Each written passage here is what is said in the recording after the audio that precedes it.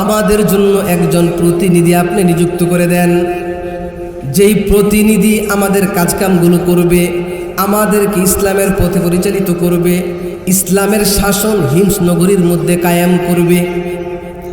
উমরে ফারুক রাদিয়াল্লাহু তাআলা আনহু সাহাবীদের মধ্যে চিন্তা ভাবনা করতেছেন, কাকে দেওয়া যায়, কাকে দেওয়া যায়, কাকে দেওয়া যায়। অনেক চিন্তা ভাবনা করে গরিব একজন সাহাবী, সাধারণ সাদাসিধা একজন সাহাবী, ইবাদত গুজার একজন সাহাবী আমর ইবনুল আস রাদিয়াল্লাহু তাআলা আনহুকে ডাকলেন। ডেকে বলতেছেন, আমর, আমি তোমাকে হিমস নগরীর গভর্নর নিযুক্ত করার জন্য মনোনীত করেছি। আমাদের দেশের প্রধানমন্ত্রী যদি একজনকে আমাকে আপনাকে ডাক দিয়া বলে বাগুড়ি এলাকার জন্য আপনারা নিযুক্ত করছি, লাভ দিব কয়টা? হ্যাঁ, উমরে ফারুক রাদিয়াল্লাহু তাআলা আনহু ডাক দিয়া বললেন। এই কথা বলার পর আমর ইবনুল আস রাদিয়াল্লাহু তাআলা আনহু বলেন, উমর, আমি একজন ইবাদত গুজার বান্দা, সারাদিন আমার ইবাদত বন্দিগির মধ্যে কেটে যায়। আপনি আমারে যদি রাষ্ট্রীয় কাজের মধ্যে নিয়ে যান, আপনি আমারে যদি মুখ্যমন্ত্রী বানায়া দেন, তাহলে আমার ইবাদতের মধ্যে ব্যাঘাত চলে আসবে। উমর ডাক দিয়া বলেন, ও আল্লাহর নবীর সাহাবী, আজকে ইসলামের প্রয়োজনে, জনগণের প্রয়োজনে, মানুষের প্রয়োজনে আমি তোমারে হিমস নগরীর গভর্নর হিসাবে মনোনীত করেছি। এর বাহিরে তোমার আর কোনো কথা বলার সুযোগ নাই। তুমি হিমস নগরীতে চলে যাও, গিয়ে তাদেরকে ইসলামের পথে দাওয়াত দাও, তাদেরকে ইসলাম অনুযায়ী তাদেরকে চালাও। আল্লাহর নবীর এই সাহাবী গাড়ি একটা লইয়া, ব্যাগ একটা লইয়া, একটা কাপড় লইয়া হিমস নগরীর দিকে হাঁটা শুরু করে দিয়েছে। হিমস নগরীর মানুষগুলো এইবার তারা নতুন একজন তাদের গভর্নর আসতেছে, গভর্নরকে এখন স্বাগত জানাবে, ইস্তেকবাল জানাবে। আমির উমারা সবগুলো রাস্তার মধ্যে চলে এসেছে। একজন লোক টুকটুক করে হেঁটে আসতেছে, হেঁটে আসতেছে, বেশভূষায় মনে হয়, চলনে বলনে মনে হইতেছে মদিনা থেকে আসছে। এই জন্য মুসাফির মানুষ, পথিক মানুষ, হিমস নগরীর মানুষেরা তাকে ডাক দিয়া বলে, ও ভাই, আপনি মনে হয় মদিনা থেকে আসতেছেন। আমাদের এই হিমস নগরীতে আজকে মদিনা থেকে একজন গভর্নর আসবে, খলিফাতুল মুসলিমিন উমরে ফারুক রাদিয়াল্লাহু তাআলা আনহু তাকে নিয়োগ করেছে। তার কোনো খবর আপনার আসেনি? কি জানি শান শৌকত নিয়ে আসতেছে, কি জানি আমাদের অবস্থার পরিবর্তন করে দেয়। আমাদের মনের অনেক আকাঙ্ক্ষা, আমাদের অনেক দাবি দাওয়া, কেমন মানুষটা জানি উমর নিযুক্ত করে দিয়েছে।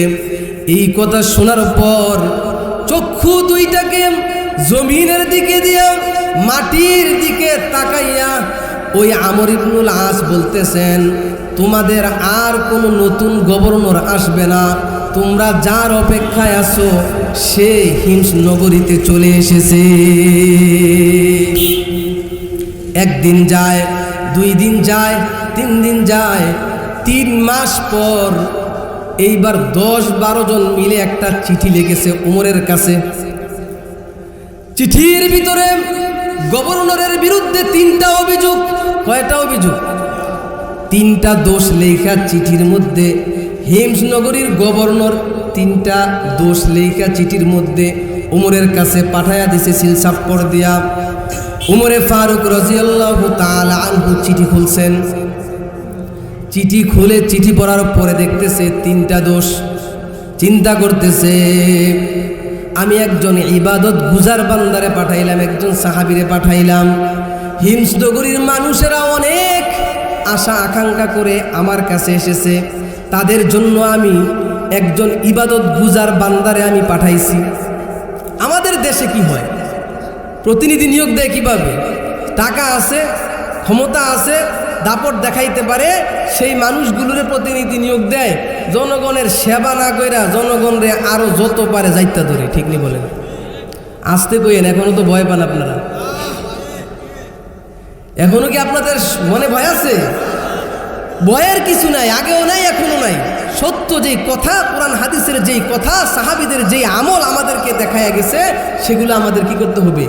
বলতে হবে। এগুলো সত্য কথা। ইবাদত গুজার বান্দা আমর ইবনুল আস রাদিয়াল্লাহু তাআলা আনহুর বিরুদ্ধে 3টা অভিযোগ। 1 নম্বরের অভিযোগ, আমর প্রতিদিন দেরি করে অফিসের মধ্যে আসে।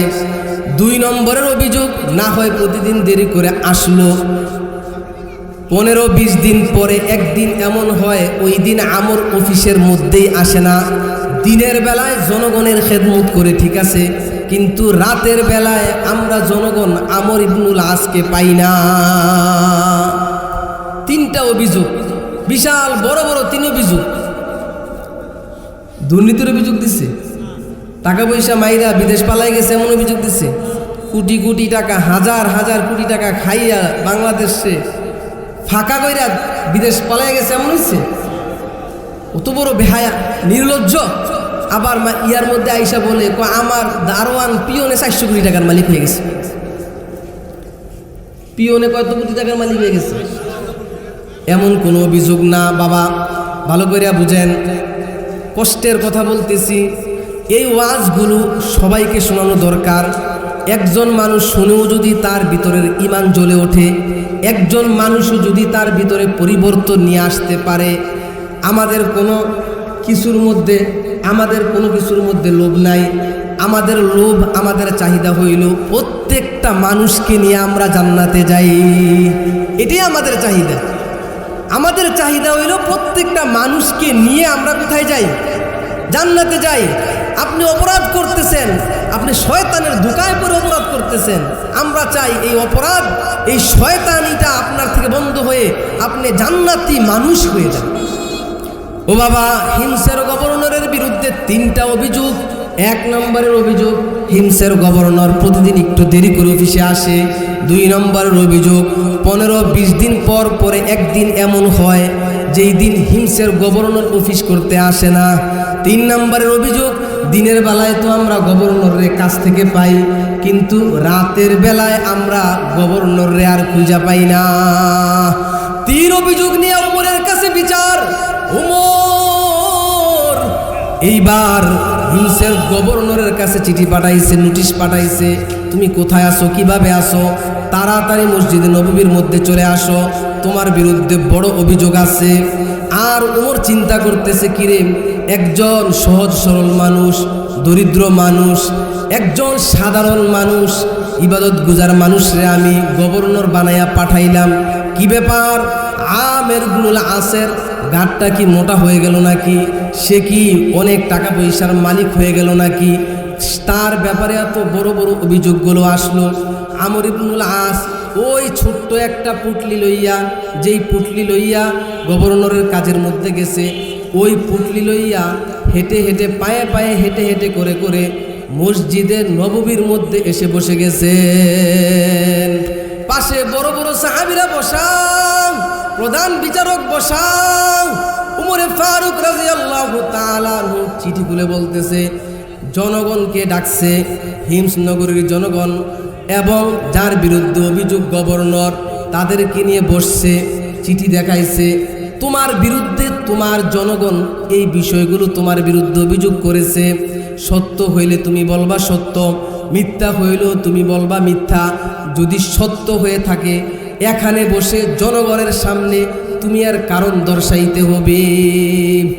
আল্লাহর নবীর সাহাবী আমর ইবনুল আস রাদিয়াল্লাহু তাআলা আনহু, আমর ইবনুল আস রাদিয়াল্লাহু তাআলা আনহু চোখের পানিগুলো ছেড়ে দিয়ে বলতেছে, খলিফাতুল মুসলিমিন, আপনি আমাদের খলিফা, আপনি যেই বিচার করবেন সেই বিচার মানতে আমি রাজি।